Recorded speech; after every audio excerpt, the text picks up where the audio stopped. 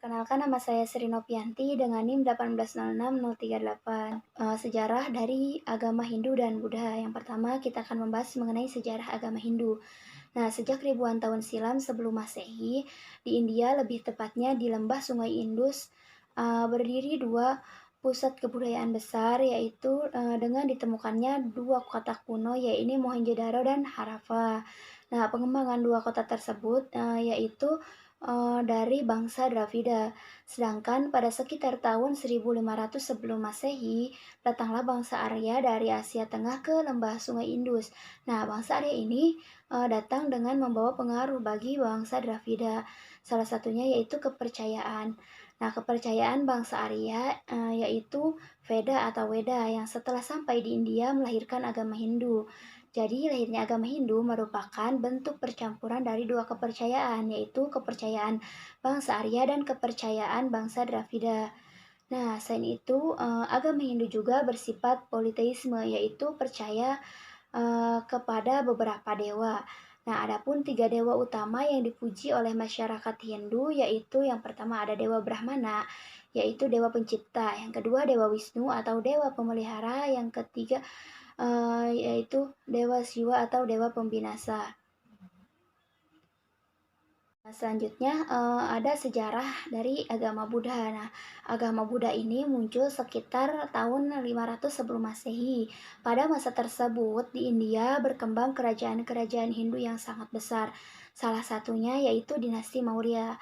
Nah, dinasti Maurya ini mempunyai raja yang sangat terkenal yaitu Raja Ashoka. Nah, munculnya agama Hindu tidak bisa kita lepaskan dari seorang tokoh yang bernama Siddhartha Gautama.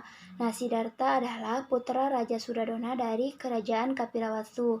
Nah, ajaran Buddha memang diajarkan oleh Siddhartha Gautama, sehingga Siddhartha Gautama lebih dikenal dengan Buddha Gautama. Nah, selanjutnya ada teori masuknya Hindu-Buddha di Indonesia. Dengan letak Indonesia yang berada di antara dua benua dan dua samudera, menjadikan Indonesia merupakan daerah persimpangan lalu lintas perdagangan dunia, sehingga terjadinya interaksi ya antara Indonesia dengan India dan Indonesia dengan Cina. Hal ini juga menjadi salah satu penyebab masuknya budaya India atau budaya Cina ke Indonesia. Nah, untuk masuknya atau pembawa agama Hindu Buddha ke Indonesia itu belum diketahui secara pasti, tetapi ada beberapa teori yang menyatakan masuknya agama Hindu Buddha ke Indonesia. Nah, yang pertama ada teori Brahmana. Teori Brahmana ini berpendapat bahwa agama Hindu dan Buddha ini masuk ke Indonesia dibawa oleh kaum Brahmana karena hanyalah kaum Brahmana yang berhak mempelajari dan mengerti isi kitab suci Weda.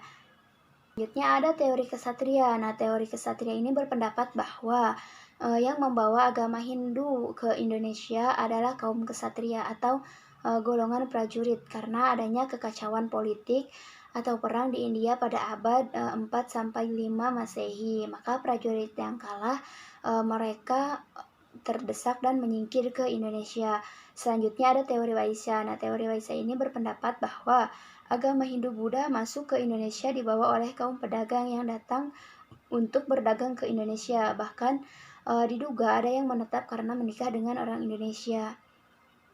Yang selanjutnya ada teori Sudra. Nah, teori Sudra ini ditujukan untuk mengubah kehidupan mereka karena pas masa di India mereka hanya menjadi budak atau hamba sahaya. Yang selanjutnya ada teori arus balik. Nah, teori arus balik ini yaitu berpendapat bahwa ada orang Indonesia yang pergi ke India untuk mempelajari agama Hindu dan Buddha sehingga kembali lagi ke Indonesia dan menyebarkannya. Nah, teori ini yang dianggap paling realistis karena selain itu juga dari budayaan dan suku di Indonesia perlu memerlukan peran bangsa Indonesia sendiri dalam proses penyebarannya. Nah, yang terakhir ada teori gabungan. Teori gabungan ini merupakan teori gabungan dari semua teori yang telah kita bahas tadi. Nah, teori ini menyatakan bahwasanya penyebaran agama Hindu dilakukan oleh seluruh tingkatan kasta tanpa melupakan tugas masing-masing. Adapun pengaruh agama Hindu dan Buddha di Indonesia yaitu adanya kerajaan-kerajaan besar Hindu dan Buddha. Nah, ada Kerajaan Sriwijaya. Kerajaan Sriwijaya adalah kerajaan Melayu kuno di Pulau Sumatera.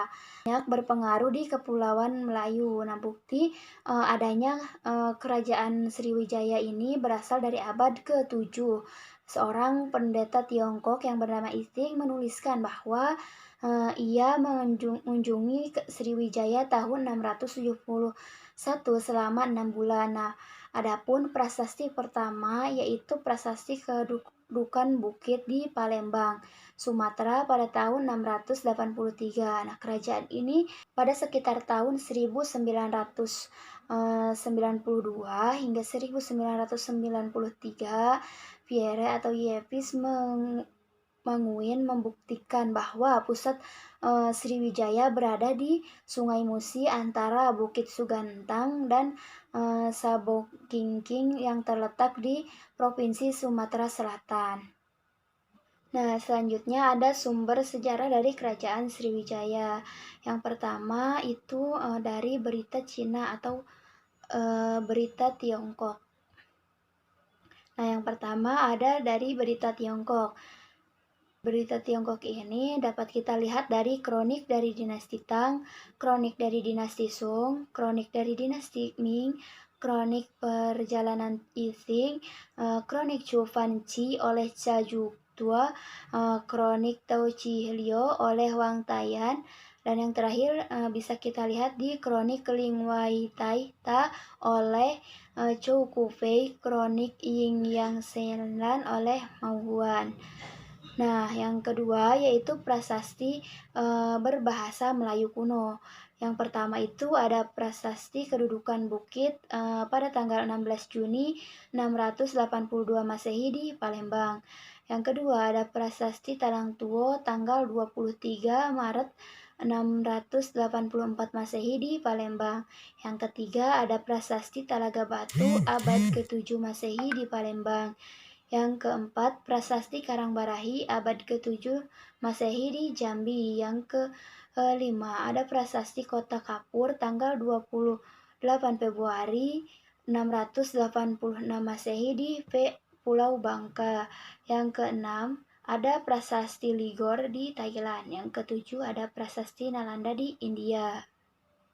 Nah, sebelum kita membahas mengenai prasasti dari Kerajaan Sriwijaya, perlu diketahui bahwa Kerajaan Sriwijaya ini adalah pusat perdagangan dan merupakan negara maritim.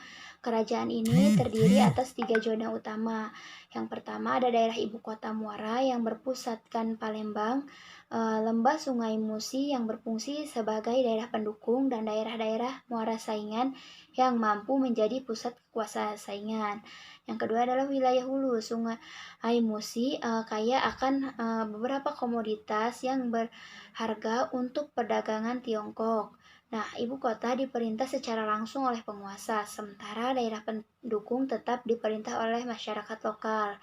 Nah, yang pertama ada prasasti Kota Kapur. Nah, prasasti Kota Kapur merupakan prasasti yang paling tua, bertarikh 682 Masehi, menceritakan tentang kisah perjalanan suci Dapuntahiang dari Miana dengan perahu. Nah, selanjutnya ada prasasti Kedudukan Bukit. Nah, prasasti ini berangka tahun 683 Masehi. Itu menyebutkan bahwa Raja Sriwijaya bernama Dapuntahiang yang membawa tentara sebanyak 2.000 orang berhasil mendudukan Minangkabau. Nah, dengan kemenangan itu Kerajaan Sriwijaya menjadi makmur. Daerah yang dimaksud Minangkabau itu kemungkinan adalah daerah Binaga yang terletak di Jambi. Selanjutnya ada prasasti Talang Tuo. Nah, prasasti Talang Tuo ini prasasti berangkat pada tahun 684 Masehi. Ini menyebutkan tentang pembuatan taman kesetera atas perintah Raja Dapuntahiang. Nah, selanjutnya ada Prasasti Karangberahi. Nah, Prasasti Karangberahi ini berangkat pada tahun 686 Masehi. Ini ditemukan di daerah pedalaman Jambi yang menunjukkan penguasaan si Sriwijaya atas daerah itu. Nah, selanjutnya ada Prasasti Ligor. Prasasti Ligor ini berangkat pada tahun 775 Masehi. Ini menyebutkan tentang ibu kota Ligor dengan tujuan untuk mengawasi pelayaran pedagang di Selat Malaka. Nah, selanjutnya ada Prasasti Nalanda. Nah, prasasti ini menyebutkan bahwa Raja Balaputradewa sebagai raja terakhir dari dinasti Sailendra yang terusir dari Jawa Tengah akibat kekalahannya melawan kerajaan Mataram di dinasti Sanjaya. Nah, dalam prasasti ini Balaputradewa meminta kepada Raja Nalanda agar mengakui haknya atas kerajaan Sailendra.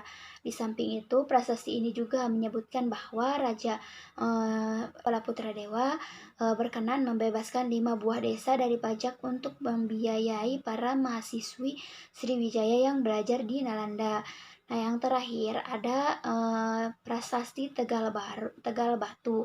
Nah, prasasti ini ditemukan di sekitar Palembang pada tahun 1918 Masehi, berbentuk batu lempeng mendekati segi 5. Nah, di atasnya ada 7 kepala ular kobra dengan berbentuk mangkuk kecil dengan cerat atau mulut kecil tempat keluar air di bawahnya.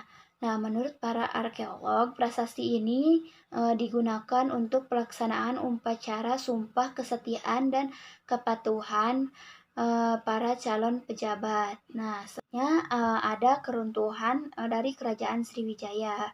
Nah, keruntuhan dari kerajaan Sriwijaya disebabkan oleh 3. Yang pertama, adanya persaingan dagang di bidang pelayaran dan perdagangan. Raja Rajendra Chola melakukan 2 kali penyerangan ke kerajaan Sriwijaya dikarenakan adanya persaingan perdagangan. Nah, bahkan pada penyerangan yang kedua, kerajaan Chola berhasil menawan Raja Sri Sanggrama Wijaya Tunggawarman serta berhasil merebut kota dan bandar-bandar penting kerajaan Sriwijaya.